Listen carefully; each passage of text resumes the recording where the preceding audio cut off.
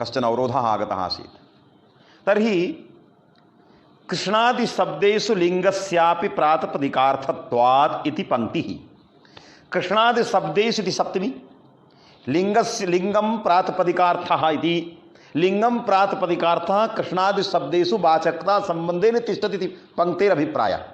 ज्ञेयं सर्वैर्ध्येयं कृष्णादिशब्देषु लिङ्गरूपं लिङ्गस्वरूपः प्रातिपदिकार्थः कृष्णादिशब्देषु वर्तते इति अध्याहारः कर्तव्यः।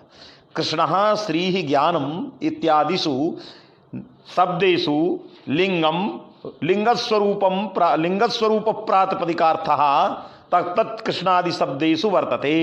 केन संबंधेन वर्तते?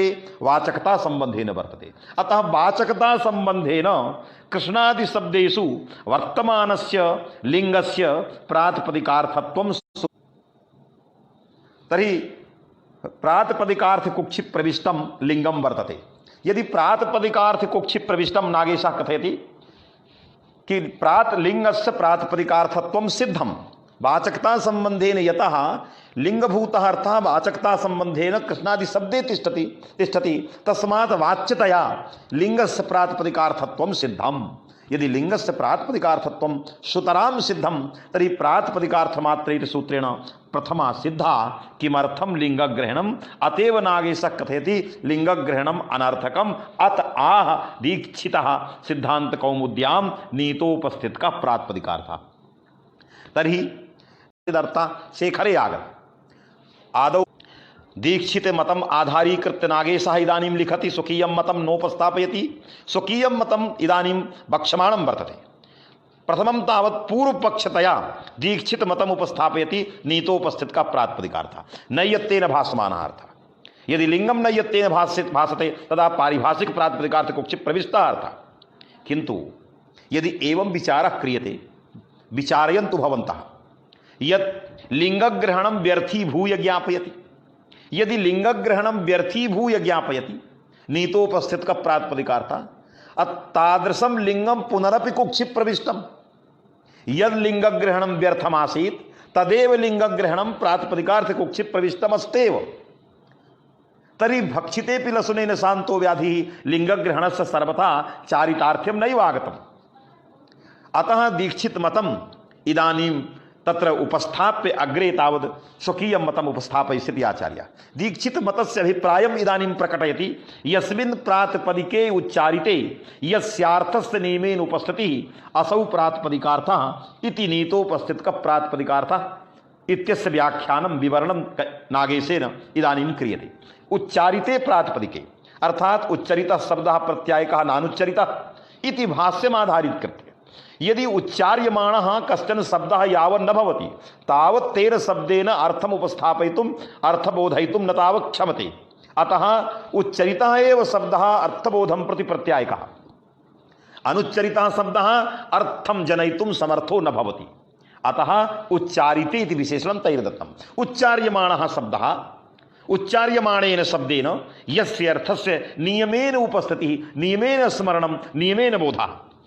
तो उच्चरितेन शब्देन यस्य अर्थस्य उपस्थितिः नैयत्तेन भवति तादृशः नैयत्तेन भासमानः अर्थः प्रातिपदिकार्थः इति दीक्षिताभिप्रायः तावत् नागेशेन इदानीं स्पष्टीकृतः।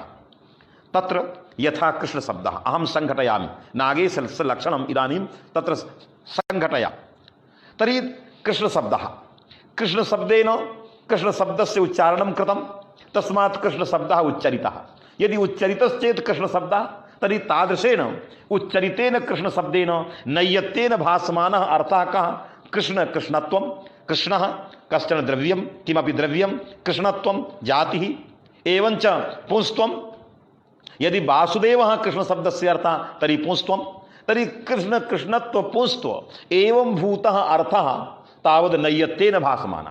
यदा यदा अस्माभिः कृष्णशब्दस्य उच्चारणं क्रियते या एवं उच्चरितः कृष्णशब्दः यदा यदा भवति, यस्मिन् यस्मिन् काले भवति, तदा सर्वत्रापि कृष्ण, कृष्णत्व, पुंस्त्वरूपस्य अर्थ उपस्थितिः नैयत्तेन भवति। न क्वचिदपि पुंस्त्वं कृष्ण उच्चरितं कृष्ण प्राकृष्ण रूपं प्रातिपदिकं व्यभिचरति, परित्यजति, न वा कृष्ण कृष्णत्वं वा उच्चरितं कृष्ण शब्दं परित्यजति। अतः सर्वथा अव्यभिचरितः अर्थः नैयत्तेन भासमानः कृष्ण शब्देन भासमानः अर्थः कृष्ण कृष्णत्वं पुंस्त्वं च तस्मात् प्रातिपदिकार्थः तादृशे प्रातिपदिकार्थे प्रथमा आगच्छति तस्मात् कृष्णः इति रूपं भवति। एवञ्च श्रीः श्री श्रीत्वं स्त्रीत्वं च इति अर्थः उच्चरितेन श्री शब्देन नैयत्तेन भाषते अतः प्रथमा आगच्छति श्रीः। ज्ञानम ज्ञानम इति ज्ञायते इति ज्ञानम भावे लुट् प्रत्ययः तर्हि ज्ञान शब्देन सर्वत्र ज्ञान ज्ञानत्वं नपुंसकत्वं च नैयत्तेन आगच्छति।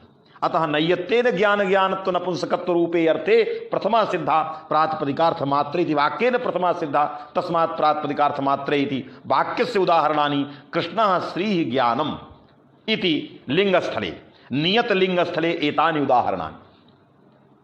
एवञ्च आव्ययेषु यत्र लिङ्गं न भवति उच्चैः नीचैः उच्चैः शब्देन उच्चैस्तु उच्चैः एवं भूतस्य अर्थस्य नैयत्तेन उच्चैः शब्देन भानम् नीचैस्तु नीचैः एवं भूतस्य अर्थस्य प्रतीतिः नीचैः शब्देन उच्चरितेन सर्वत्र प्रतीतिः न क्वचित् अयम् अर्थः व्यभिचरितः। अतः नीचैः शब्दात् प्रथमा नीचैः उच्चैः शब्दाश्च प्रथमा उच्चैः।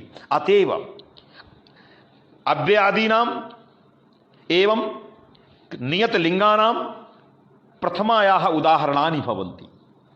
नियत लिंगकाः शब्दाः एवञ्च अव्ययभूताः शब्दाः प्रथमायाः उदाहरणानि भवन्ति। यथा दीक्षितेन उक्तं कृष्णः श्रीज्ञानम् उच्चैः नीचैः इति यस्य लक्षणं कृतं नागेशेन यस्मिन् उच्चरिते प्रातिपदिके यस्यार्थस्य नियमेन उपस्थितिः सः प्रातिपदिकार्थः इति नागेशेन एवं भूतः अर्थः नियतोपस्थितः इत्यस्य शब्दस्य नागेशेन अर्थः कृतः। किन्तु नागेशः अग्रे कथयति विचारः कर्तव्यः यत् एकः शब्दः गौर्बाहिकः सिंहो माळवकः। गौर्बाहिकः इत्यत्र गौः इति सुबन्तेन शब्देन पदार्थद्वयस्य प्रतीतिः अर्थद्वयस्य प्रतीतिः। गोत्वविशिष्टः गोपदार्थः गोत्वविशिष्टबाहिकश्च। तर्हि गोत्वविशिष्टबाहिकाद्यर्थस्य सर्वत्र गो शब्देन नैयत्तेन भासमानत्वं नास्ति। न हि गो शब्दात् सर्वत्र गोत्वविशिष्टबाहिकः नैयत्तेन भासते। यदि नैयत्तेन न भासते तर्हि यदा गोशब्दः लाक्षणिकः गोशब्दः तदा लक्षणया जायमानः यः अर्थः गोत्वविशिष्टबाहिकः बाहिके गोत्वमारोप्य गोत्वमेव प्रवृत्ति निमित्तम् अर्थस्य यत्र गोत्वं तेन गोत्वेन तद्विशिष्टस्य अर्थस्य प्रतीतिः। अयं घटः घटेव कथं घटत्वात् बाहिके बाहिकत्वं न गोत्वं तर्हि गोशब्देन तस्यैव अर्थस्य प्रतीतिः यस्मिन् द्रव्ये गोत्वं तिष्ठति। यदि बाहिके द्रव्ये गोत्वं नास्ति तर्हि गोत्वाभावात् गोशब्दात् कथं बाहिकस्य प्रतीतिः। अतएव सादृश्यात् जाड्यमान्द्यादि गुणवशात् बाहिके गोत्वम् आरोप्य बाहिकः अपि गोत्ववान् यथा कश्चित् गौः गोत्ववान् तथैव बाहिकोऽपि गोत्ववान्। अतः गोत्वानुसंगो स्वयमेव भर्तृहरि कथयति। अतः गोत्वानुसंगो अनुसंगवशात् गो शब्देन गोत्वविशिष्टबाहिकाद्यर्थस्यापि प्रतीतिः भवति। किन्तु गोत्वविशिष्टबाहिकाद्यर्थः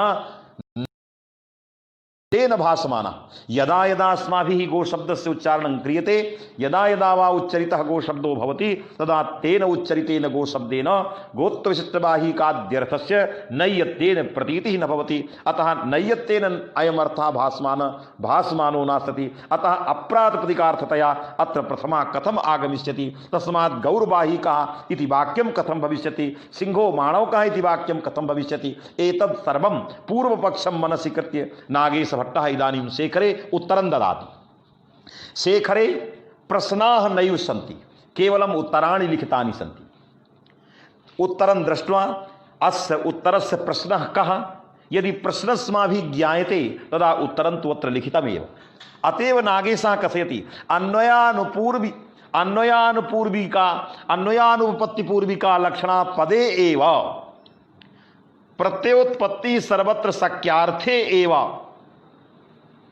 शक्यतावच्छेद का आरोप एव लक्षणा तस्माद् न लक्ष्या संग्रहो अत्र दोषः इति उत्तरम न दोषः तस्माद् दोषः कश्चित् आसीत् यस्य दोषस्य निराकरणाय नागेशात्र कथयति न दोषः। कः दोषः आसीत्? दोषः मया उपस्थापितः सिंहो माणवकः। सिंह शब्देन अत्यंत शौर्यत्वेन शौर्यवशात् क्रूरतावशात् माणवके सिंहत्वम् आरोप्य सिंह शब्देन माणवकाद्यर्थस्य या प्रतीतिः भवति यस्य अर्थस्य उपस्थापनं भवति सः अर्थः नैयत्येन उच्चरितेन सिंह शब्देन नैव भासते। गौरबाहिकः गो शब्देन बाहिकाद्यर्थस्य या उपस्थितिः भवति सः अर्थः नैयत्येन उच्चरितेन गो शब्देन नैव भासते। अतः प्रातिपदिकार्थत्वाभावात् तत्र प्रथमा न स्यात् गौरबाहिकः इति वाक्यं न स्यात् सिंहो माणवकः इति वाक्यं न स्यात् प्रथमायाः अभावात्। अतः लक्ष्या संग्रहः इति दोषः आसीत् यस्य दोषस्य निराकरणाय नागेशभट्टः कथयति अन्वयानुपपत्ति पूर्विका लक्षणा। लक्षणायाम् अन्वयानुपपत्ति प्रतिसंधानम आदौ भवति। अन्वयानुपपत्ति प्रतिसंधानम अन्वया अनुपपत्ति तात्पर्यानुपपत्तिश्च इति अनुपपत्ति द्वयं तावत् अंगीक्रियते। मुख्यार्थवादो द्विधा अन्वयानुपपत्ति रूपः तात्पर्यानुपपत्ति रूपः। तर्हि लक्षणायां बीजं यद् वर्तते अन्वयानुपपत्तिः इति लक्षणायां बीजम् अन्वयस्य अनुपपत्तिः। यद्यपि इदं बीजं सार्वत्रिकं नास्ति किन्तु यत्र कुत्रापि इदं बीजं वर्तते या अंगीकृतं वर्तते वा सिंहो माणवकः गौरबाहिकः इत्यत्र अन्वयानुपपत्तिः वर्तते। गौः इत्याकारकस्य नामार्थस्य सुबन्तार्थस्य वा बाहिक इत्याकारकस्य नामार्थस्य परस्परम् अभेदेन अन्वयः अनुपपन्नः। गौः बाहिकः न संभवति गौर अभिन्नः बाहिकः इति वक्तुम् अशक्यं सिंहाभिन्नो माणवकः इति वक्तुम् अशक्यं। सिंहस्तु कश्चन चतुष्पाद विशिष्टः प्राणी माणवकः मनुष्यः गौः इति चतुष्पाद विशिष्टः कश्चन प्राणी बाहिकस्तावत् तत्संरक्षकः संवाहकः रक्षकः सेवकः कश्चन पुरुषः। तर्हि पशुपुरुषयोर्मध्ये कथम भेदान्वयः बाधः? तर्हि गौः अभिन्नः बाहिकः इति वक्तुम् अशक्यते। अतः अन्वयस्य इदानीम् अनुपपत्तिः बाधः अनुपपत्तिर्नाम बाधः। बाधस्य प्रतिसंधानं यदा अस्माभिः क्रियते तदा लक्षणायाः अवसरः। इदानीम् अन्वयानुपपत्तेः प्रतिसंधानं मया अनुष्ठीयते तस्मात् इदानीं लक्षणा प्रसंगः। यदि अन्वयानुपपत्ति प्रतिसंधानं न भवेत् तदा लक्षणा न भविष्यति। काकेभ्यो दधिरक्षताम् इत्यत्र अन्वयस्य अनुपपत्तिः नास्ति। अन्वयः उपपन्नः किन्तु तात्पर्यं तादृशं नास्ति। वाक्येन यत् शक्त्या यद् बुध्यते वाक्यशक्त्या यद् बुध्यते तादृशं तात्पर्यं वक्तुः नास्ति। तत्र तात्पर्यानुपपत्ति प्रतिसंधानं तत्र वर्तते तस्मात् तत्र लक्षणा। तर्हि अन्वयानुपपत्ति प्रतिसंधान पूर्विका लक्षणा कुत्र कर्तव्या इति विचारः नागेशेन क्रियते येन प्रथमा सिद्धा स्यात्। अन्वयानुपपत्ति पूर्विका लक्षणा कुत्र भवति तदा नागेशः कथयति पदे। पदे लक्षणा इति एकेषां मतं प्रातिपदिके लक्षणा इति अन्येषां मतम् अत्रापि मतद्वयम्। तर्हि पदे लक्षणा इति मतमाधारीकृत्य उत्तरं ददाति नागेशः। नागेशेनैव कुत्रचित् उक्तं परिभाषेन्दुशेखरे गौणमुख्यार्थ विचार प्रसंगे प्रातिपदिके लक्षणा तात्पर्यवशात् किन्तु अत्र कथयति पदे लक्षणा। तत्र समन्वय अस्माभिः करिष्यते इदानीं श्रोतव्यं। तर्हि अन्वयानुपपत्ति प्रतिसंधान पूर्विका लक्षणा पदे। विभक्तिः प्रथमा कुत्र कर्तव्या भवति? प्रातिपदिके। प्रातिपदिकेन यदा प्रातिपदिकम् अस्माभिः उच्चारितं तादृशेन उच्चरितेन प्रातिपदिकेन यः शक्त्या अर्थः आगच्छति सिंह सिंहत्वरूप पुंस्तरूपार्थः गो तो गो एवं पुंस्तरूपार्थः सः अर्थः शक्त्यार्थः नैयत्येन भासते। तत्र प्रथमोत्पत्तेः प्राक् लक्षणायाः प्रसंगः एव नासीत्। लक्षणायाः प्रसंगः कदा भवति? यदा सुबन्तं पदं सिद्धं भवति। सुबन्तेन पदेन उपस्थापितस्य अर्थस्य अन्येन सुबन्तेन सुबन्तान्तरेण पदेन उपस्थापितार्थेन साकम् अन्वयः तावदनुपन्नो अन्वयः अनुपन्नो भविष्यति। किन्तु इदानीं पदसंस्कारपक्षे गो इत्याकारकम प्रातिपदिकम उच्चारितम उच्चारणानंतरम गोत्व गो एवं पुस्त रूपस्य अर्थस्य नय्यत्तेन भानम तादृशम शक्यार्थम आदाय आदौ प्रथमा क्रियते। यदि प्रथमा जाता सिंहः गौः इत्याकारकम पदम सिद्धम पद सिद्ध्यनंतरम पदांतरेण साकम तावत् योजना क्रियते बाहिकः माणवकेन साकम्। यदा योजना क्रियते तदा वाक्यम् आगच्छति। यदि पद समुदायः आगच्छति तदा अन्वयस्य अनुपत्तिः, किंतु यदा प्रातिपदिकं भवति तदा अन्वयानुपत्ति प्रतिसंधानमेव नास्ति। अन्वयानुपत्ति प्रतिसंधानं तु वाक्ये भविष्यति। अब वाक्यं तदैव भविष्यति यदा पदानां समुदायो भविष्यति। अतः अत्र प्रथमा उत्पत्ति काले तत्र अन्वयानुपत्ति प्रतिसंधानं नास्ति, तस्मात् तत्र लक्षणा नास्ति, लक्षणायाः बीजं नास्ति। अतः तत्र शक्यार्थम आदाय तत्र प्रथमा करिष्यते, शक्यार्थस्तु नय्यत्तेन भासते। अतः तादृशं शक्यार्थम आदाय प्रथमोत्पत्ति स्वीकर्तव्या। प्रथमा विभक्ति उत्पत्त्यनन्तरं सुबन्ते पदे जाते सुबन्तार्थस्य अन्येन सुबन्तार्थेन साकम् अन्वयः अनुपपन्ना तदनन्तरं लक्षणायाः प्रसंगः इति अन्या कथा। प्रथमा तो सिद्धा जात संस्कारो न निवर्तते, पुनः प्रथमायाः निवृत्ति न भविष्यति। भवतु नाम अनय्यत्तेन भासमानस्य अन्यस्य अर्थस्य प्रतीयमानस्य सत्त्वेति। अतएव नागेश भट्टः कथयति अन्वयानुपत्ति पूर्विका लक्षणा पदे एव प्रथमोत्पत्ति शक्यार्थे तस्मात् न लक्ष्यस्य असंग्रहः। शक्यार्थम समानं शक्यार्थम आधारीकृत्य तत्र प्रथमा भवति, जात संस्कारो न निवर्तते इति धिया प्रथमायाः निवृत्तिः न भविष्यति। प्रथमा तो सिद्धा, लक्षणायाः अवसरः पश्चात्। अतः गौरवाहीकः सिंहो माणवकः इति वाक्यानि सिद्धानि जातानि नीतोपस्थित प्रातिपदिकार्थ स्वीकारे तेषु तेषु वाक्येषु प्रथमानुत्पत्ति रूपः दोषः नास्ति। किंच अग्रे नागेशः किं कथयति भवन्तः इदानीम् अवलोकयन्तु। सक्तावच्छेदका आरोप एव च लक्षणा इति अपरं वाक्यं। सावधानेन पंक्तिः श्रोतव्या। अन्वयानुपत्ति पूर्विका लक्षणा वा प्रथमोत्प्रत्ययोत्पत्ति सर्वत्र शक्यार्थे एव सक्तावच्छेदका आरोप एव च लक्षणा इति कथनस्य को उपयोगः।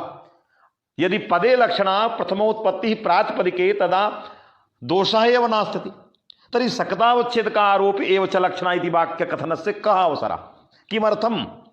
तर्हि इदानीं स्वकीय संप्रदायानुभूतं नागेशानुमतं लक्षणा स्वरूपम उपस्थापितं वर्तते। नागेशः न केवलं सिंहो माणवकः गौरवाहीकः इत्यादिषु वाक्येषु प्रथमोत्पत्तिं साधयति नागेशः, अपितु स्वकीय मतानुरूपं लक्षणायाः यत् स्वरूपं तत्स्वरूपमपि उपस्थापयति। तदर्थमेव लिखितम् इदं वाक्यं सक्तावच्छेदका आरोप एव च लक्षणा अस्माकं मते अस्ति। यतो हि प्राचीनैः लक्षणायाः किमपि स्वरूपं नैव निगदितम्, अतएव लक्षणायाः स्वरूपं नागेशः अस्मिन् स्वकीय संदर्भे लिखति। यतो हि प्राचीनानां ग्रंथेषु तत्र शक्ति निरूपण प्रकरणं वर्तते भूषणादि ग्रंथे। लक्षणायाः निरूपण प्रकरणं नास्ति। लक्षणायाः विचारः तैः न कृतः, नागेशः एव करोति इदानीं लक्षणायाः विचारम्। तस् अतएव एतन्मते लक्षणायाः स्वरूपं किं तन्मतम् उपस्थापित। अन्यथा कश्चन कथयिष्यति वैयाकरणानां निकाये लक्षणायाः प्रसंगेव न कुत्रचित् आगतः, तर्हि कथमुच्यते यत्र लक्षणा लक्षणान्वयानुपत्ति पूर्विका। अतएव नागेशः कथयति लक्षणा अस्माभिः अंगीक्रियते, मन्मते लक्षणा एतादृशी, लक्षणा स्वीकर्तॄणां मतेपि प्रथमोत्पत्तौ न दोषः। अतएव सक्तावच्छेदका आरोपेव च लक्षणा इति। तस्मात् लक्षणायाः स्वरूप प्रदर्शन पुरस्सरम गौरवाहीकः इत्यादिषु वाक्येषु प्रथमोत्पत्ति साधनं नागेशेन कृतं, न कुत्रचित् लक्ष्याणाम् असंग्रहः न दोषः इति पंक्तेराशयः। किंच कैश्चित् विद्वद्भिः एवमपि प्रतिपाद्यते, कदाचित् गुरुणा निर्दिष्टः। अस्माकं गुरवः परमविद्वांसः ये भवन्ति स्म ते किं प्रतिपादयन्ति। कदाचित् तैरुक्तं यत् सक्तावच्छेदका आरोप एव च लक्षणा इति चकारः वर्तते। चकारेण इदं समाधानान्तरं गौर्बाहिकः इत्यत्र एकं समाधानम अन्वयानुपत्ति पूर्विका लक्षणा पदे एव प्रथमोत्पत्तिः शक्यार्थे तस्मात् न दोषः इति एकं समाधानम किंच सक्तावच्छेदका एव आरोप एव लक्षणा इति अपरम समाधानम इति समाधानाय समाधानांतरम बोधयितुं नागेश भट्ट चकार पदम इदानीं तावद प्रयुङ्क्ते चकार तर्हि चकारस्य प्रयोगः स्वातन्त्र्येण तेन कृतः अतः चकारेण समाधानान्तरम् इदानीं निश्चीयते तच्च समाधानं समाधानान्तरं किं तदा समाधानान्तरं गुरुभिः तावदेव मुक्तं यत् प्रातिपदिकेऽपि लक्षणा स्यात् तदा नक्षति तदर्थम् एतत् समाधानं दत्तं यतोहि लक्षणायाः पक्षे तत्र पक्षद्वयं पदे लक्षणा प्रातिपदिके वा लक्षणा तर्हि पदे लक्षणा इति पदम् इति मतमाधारीकृत्य नागेशभट्टेन समाधानं दत्तं प्रातिपदिके लक्षणा इति मतमाधारीकृत्य इदानीं समाधानान्तरं करोति यदि सक्तावच्छेदकारोपे एव लक्षणा अस्माकं मते तत्रापि न दोषः प्रातिपदिकेऽपि लक्षणा स्यात् तदा क्षतिर्नास्ति कथं गौर्बाहिकः इत्यत्र वाक्यं नास्ति पदसंस्कारपक्षे गो इत्याकारकं प्रातिपदिकम् उच्चरितं किन्तु वक्तुस्तात्पर्यं गोपदेन गोत्वविशिष्टपदार्थ गोपदार्थस्य बोधने उच्चारणं नास्ति वक्तुः अपि तु गोत्वविशिष्टबाहिक बोधस्य बाहिक रूपस्य अर्थस्य बोधे एव वक्तुस्ता उच्चारणमासीत् तात्पर्यमासीत् अतएव नागेशभट्टेन गौणमुख्यार्थविचार प्रसंगे तत्र प्रातिपदिके लक्षणा इत्यपि मतम् उपस्थापितम् अतः तादृशमपि मतमासीत् तन्मतं बोधयितुमत्र चकारम् इति इत्याकारकं पदं प्रयुक्तं तेन तर्हि यदि प्रातिपदिके लक्षणा तर्हि गो इत्याकारकं यत् प्रातिपदिकं तत् प्रातिपदिकम् इदानीं लाक्षणिकं तर्हि लाक्षणिकं तर्हि लक्ष्यः कः गो प्रातिपदिकेन किं लक्ष्यते वक्तुस्तात्पर्यवशात् गोत्वविशिष्टबाहिकः लक्ष्यते अन्वयानुपत्तिः अत्र न देया वक्तुस्तात्पर्यवशात् तात्पर्यानुपत्तिः तर्हि वक्तुस्तात्पर्यमासीत् यद् गोपदं गोत्वविशिष्टं बाहिकं बोधयतु तादृशं तात्पर्यम् उररीकृत्य तत् तात्पर्यानुपपत्तिभिया गोपदस्य गोत्वविशिष्ट बाहिके तावद् लक्षणा क्रियते तर्हि बाहिक्याद्यर्थस्य इदानीं गोत्वेन तावत् प्रतीतं वर्तते यथा गोत्वेन सर्वेपि गावाः अनुगताः भवन्ति तथैव गोत्वेन बाहिक्याद्यर्थाः तावद् नैयत्तेन भासमानाः भविष्यन्ति अनुगताः भविष्यन्ति तस्मात् प्रातिपदिकार्थे सोपि प्रातिपदिकार्थः गोत्वविशिष्टबाहिकाद्यर्थस्य तात्पर्यवशात् गो सदृशे सदृशरूपस्य अर्थस्य नैयत्तेन सर्वत्र भासमानत्वात् वक्तुस्तात्पर्यवशात् सिंह सदृशः अर्थः सर्वत्र नैयत्तेन वक्तुस्तात्पर्यवशात् भासते अतः सोपि अर्थः नैयत्यभूतः नियतः अर्थः तादृशम् अर्थं प्रातिपदिकार्थतया अंगीकृत्य तत्र प्रथमा प्रातिपदिके लक्षणा इत्यस्मिन् पक्षेपि भविष्यति यतोहि सक्तावच्छेदका आरोपः लक्षणा अस्माभिः अंगीक्रियते आरोप लक्षणा अस्माकं मतं संबन्धः लक्षणा अन्येषां मतं यदि संबंध लक्षणा स्यात् तदा तत्र प्रातिपदिके तत्र लक्षणा भवितुं नार्हति क्योंकि संबंध कथं संबंधस्य प्रतीतिः परान्तरेण साकं यदा संबन्धः तदैव भविष्यति या लक्ष्यस्य उपस्थितिः यदा भविष्यति तदैव भविष्यति अतः अत्र संबंध लक्षणा नास्ति सक्तावच्छेदक आरोप तस्मात् सक्तावच्छेदक आरोप कथनेन शक्यार्थातिरिक्तः सः अन्य अर्थः नास्ति सोपि शक्यार्थः यतोहि सक्तावच्छेदक आरोपस्य सत्वात् सक्तावच्छेदकस्य गोत्वस्य तत्र सत्वात् तो सक्तावच्छेदकं यत्र कुत्रापि तिष्ठति सोपि अर्थः शक्यार्थतुल्यः यस्य व्यवहारः लक्ष्यतया अतः सोपि नैयत्तेन भासमानः एतावता प्रातिपदिकार्थ कुक्षिप् प्रविष्टः प्रातिपदिकार्थया तत्रापि प्रथमा भविष्यति इति प्रातिपदिके लक्षणा इति आधारीकृत्य समाधानं पदे लक्षणा इति आधारीकृत्य प्रथमं समाधानम्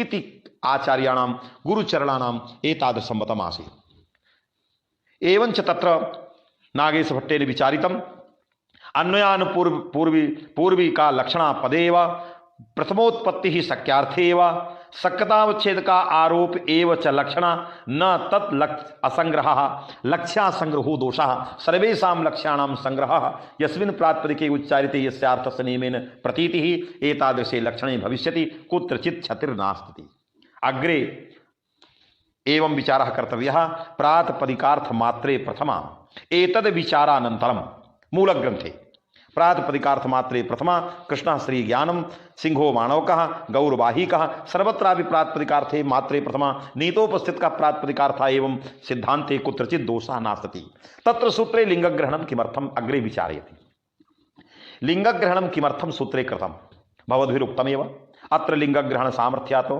नीतोपस्थित कहा प्रातिपदिकार्थः यम अर्थम प्रातिपदिकम न व्यभिचरति असौ अर्थ प्रातिपदिकार्थः कयटेन उक्तम तादृशम अर्थम आधारीकृत्य तत्र इदानीं विचारः क्रियते तट शब्देन किमपि लिंगम नय्यत्तेन न भाषते यतोहि तटन्त्रिषु इति कोशात् तटन्त्रिषु इति कोशात् इति कोश महिम्ना तट शब्दस्य त्रिषु लिंगेषु शक्तिः तर्हि शक्त्या यौगपद्येन तत्र लिंगानाम् उपस्थितिः नास्ति यदि विसर्ग समभिव्यहारः तदा तट शब्देन केवलं पुंस्त्वं भाषते गीप द्योतकत्वेन समभिव्यहारः तदा तट शब्देन केवलं स्त्रीत्वं भाषते तर्हि तट उच्चरितेन तट शब्देन स्त्रीत्व पुंस्त्व नपुंसकत्व भूतस्य लिंगस्य नय्यत्तेन प्रतीतिः कुत्रापि नास्ति आम समभिव्यहारेण तट शब्देन केवलं नपुंसकत्वं भाषते अतः तट शब्देन लिंग विशेषस्य कस्यचित् लिंगस्य नय्यत्तेन भासमानत्वाभावात्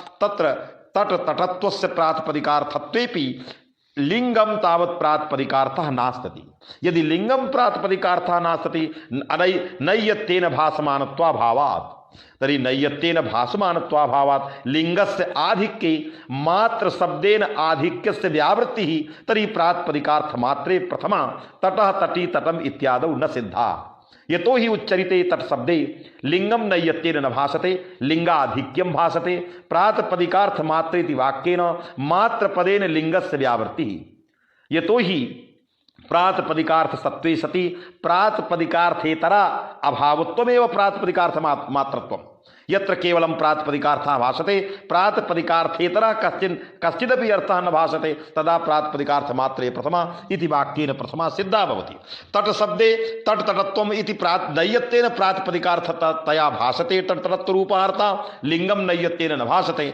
अतः लिंगस्य अधिकम तावद् भानं भवति अतः मात्र शब्देन व्यावृत्या प्रातिपदिकार्थ मात्रेति वाक्येन प्रथमा न सिद्धा तदर्थं सूत्रे लिंगग्रहणं कृतं लिंगग्रहणं व्यर्थीभू कृतं तद् लिंगग्रहण सामर्थ्यात् किं सिद्धं भवति विचारयन्तु लिंगग्रहण सामर्थ्यात् किम् आगच्छति कीदृशी विचारशैली आचार्याणां लिंगग्रहण सामर्थ्यात् दीक्षितः कथयति लिंगाधिक्यं सोढव्यं यदि प्रातिपदिकार्थापेक्षया केवलं लिंगग्रहण सामर्थ्यात् केवलं लिंगमात्रम् अधिकं भाषते तदा प्रातिपदिकार्थ मात्रे प्रथमा भविष्यति लिंगग्रहण सामर्थ्यात् लिंगाधिक्यम् अस्माभिः सह्यते तर्हि तटः इति तट शब्देन लिंगाधिक्यम् अस्माभिः सोढव्यं लिंगग्रहण सामर्थ्यात् तस्मात् न क्षतिः अतएव कथयति लिंगमात्राधिक्ये तत्र आदिपदं तावद् दत्तं वर्तते लिंगमात्राद्याधिक्ये आदिपदस्य उपादानस्य कोपयोगः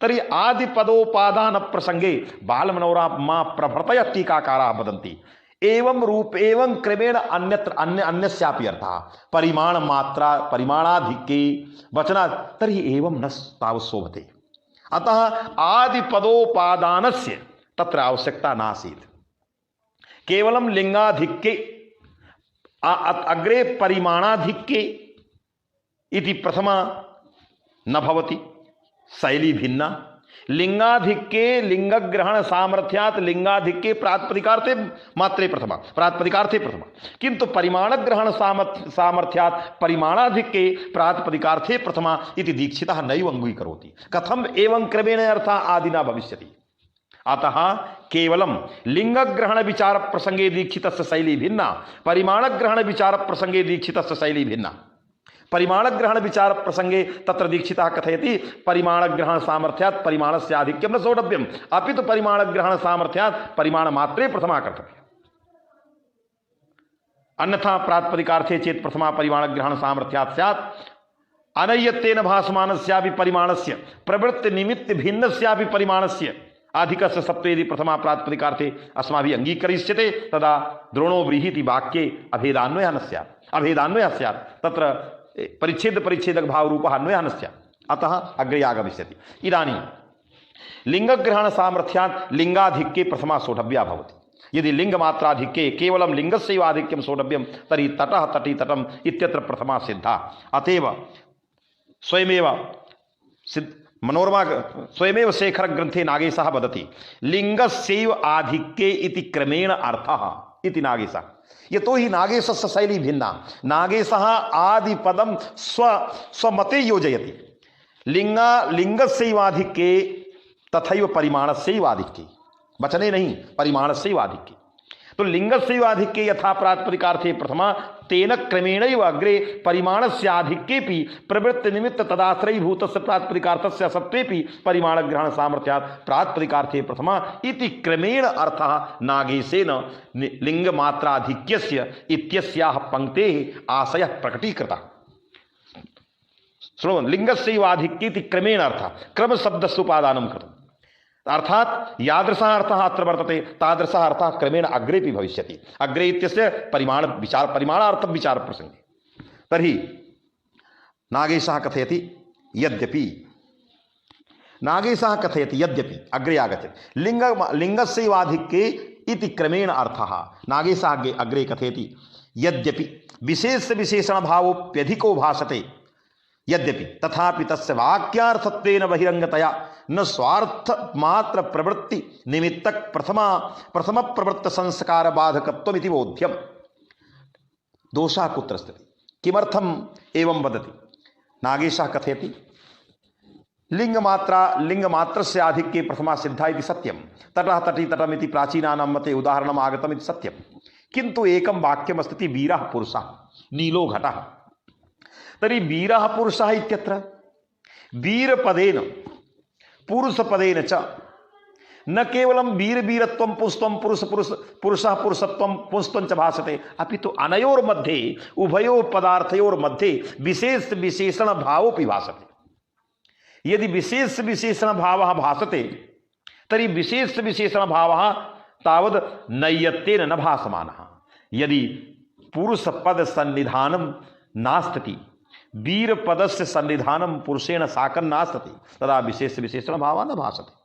अतः नीलस्य घटे घटपद सन्निधानाभावे विशेष विशेषण भावः तत्र न भासते।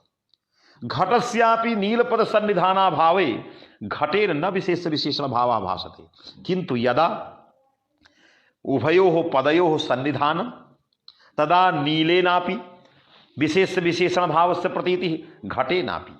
तर्हि नीलो घटः इत्येतद् वाक्य घटक नील घट इत्याकारकेन शब्देन विशेष विशेषण भावस्यापि अधिकस्य प्रतीतिः दृश्यते, सा च प्रतीतिः नैयत्येन नास्ति। विशेष विशेषण भाव रूपस्य अर्थस्य नैयत्येन तावत् प्रतीतिः नैयत्येन भासमानता तावत् नास्ति। अतः विशेष विशेषण भावस्य आधिक्यस्य सत्वात् लिंगातिरिक्तस्य अर्थस्य सत्वात् तत्र नीले घटे वीरे पुरुषे च प्रथमा कथम आगमिष्यति इति मनसि प्रश्नः आगतः आसीत्, जस्य प्रश्नस्य उत्तरम् इदानीं दीयते। सः कथयति नीलो घटः इत्यत्र यः विशेष विशेषण भावः आगतः सः विशेष विशेषण भावः वाक्यार्थः प्रथम प्रवृत्त संस्कारस्य निवर्तको नास्ति। प्रथम प्रवृत्त संस्कारः कः? प्रथमायाः उत्पत्तिरूपः संस्कारः। यदा नील पदार्थस्य घट पदार्थेन साकं सम्बन्धः नासीत्, नील इत्याकारकं प्रातिपदिकं भिन्नम् आसीत्, घट इत्याकारकं प्रातिपदिकं तदतिरिक्तम् आसीत्, तर्हि तत्प्रातिपदिके नीलनीलत्वपुंस्त्वं घटघटत्वपुंस्त्वमादाय प्रथमा सिद्धा। प्रथमा सिद्ध्यनन्तरं सुबन्त पद सिद्ध्यनन्तरं पदार्थस्य उपस्थितिः, तदनन्तरं विशेष विशेषण भावः, पश्चात् जायमानः विशेष विशेषण भावः बहिरंगः। एवं प्रथमोपस्थित रूपः आदौ उपस्थितिभूतः यः प्रथमायाः उत्पत्तौ यः अर्थः कृष्ण नीलनीलत्वपुंस्त्वरूपः अर्थः सः अर्थः अंतरंगः। तर्हि प्रथमोपस्थिततया नीलनीलत्वपुंस्त्वरूपस्य अर्थस्य अंतरंगत्वेन पश्चात् विशेष विशेषण भाव रूपस्य अधिकस्य अर्थस्य बहिरंगत्वेन पश्चादागच्छति। अतः बहिरंगत्वेन उपस्थितस्य विशेष विशेषण भाव रूपस्य वाक्यार्थस्य प्रथम प्रवृत्तः यः संस्कारः प्रथमायाः उत्पत्ति रूपः संस्कारः तस्य संस्कारस्य बाधकत्वं विशेष विशेषण भावस्य वाक्यार्थस्य नास्ति। बहिरंगत्वा अतः आदौ अंतरंगतया प्रातपदिकार्थम नैयत्तेन भासमानं प्रातपदिकार्थम अंगीकृत्य गृहीत्वा तत्र प्रथमा भवति। यदि प्रथमा आगता पश्चात पदार्थांतरेण साकं सुबंतार्थेन साकं संसर्ग पश्चात विशेष विशेषण भाव सह बहिरंगा सह विशेष विशेषण भाव प्रथमाया जाता जाताया प्रथमाया निवर्तकः नास्ति। अतएव नागेश भट्टः लिखति द्रष्टव्यम्। यद्यपि विशेष विशेषण भाव अधिको भासते कुत्र नीलो घटः वीरः पुरुषः इति वाक्ये तथापि तस्य वाक्यार्थत्वेन बहिरंगतया नीलो घटः इत्यपि इत्यस्मिन् वाक्ये वाक्यार्थः वाक्यार्थो नाम पदार्थ भिन्नः वाक्यार्थः संसर्ग रूपः विशेष विशेषण भाव रूपः। यह विशेष विशेषण भाव रूपः वाक्यार्थः सः वाक्यार्थः बहिरंगः। अतः बहिरंगत्वेन न स्वार्थ मात्र निमित्तक प्रथम प्रवृत्त स्वार्थ प्रातपदिकार्थ नीलत्व पुंस्त्वादिकम एवं भूतम यत् स्वार्थम वर्तते तादृशम स्वार्थ मात्र निमित्तक प्रथम प्रवृत्त संस्कार प्रथमाया उत्पत्ति भूता यह संस्कार तत्संस्कार बाधकत्वम वाक्यार्थस्य नास्ति। अतः प्रथमा उत्पत्ति जाता पश्चात वाक्यार्थः सह वाक्यार्थः प्रथमायाः उत्पत्तेः निवर्तकः नास्ति। अतः नीलो घटः वीरः पुरुषः इत्यादिषु स्थलेषु कुत्रचित् दोषः नास्ति इति नागेश भट्टेन शेखरे एतावत्पर्यन्तं निरूपितं। तदनन्तरं लिङ्गमात्राधिक्ये इत्यस्य विचारानन्तरं स्वः पुनः परिमाणमात्रे प्रथमा इत्यस्य वाक्यस्य विचारो भविष्यति। अहम् अत्रैव एतावदुक्त्वा अत्रैव विरमामि। धन्यवादाः, नमस्काराः। एतावदेव उक्त्वा अहं विरमामि।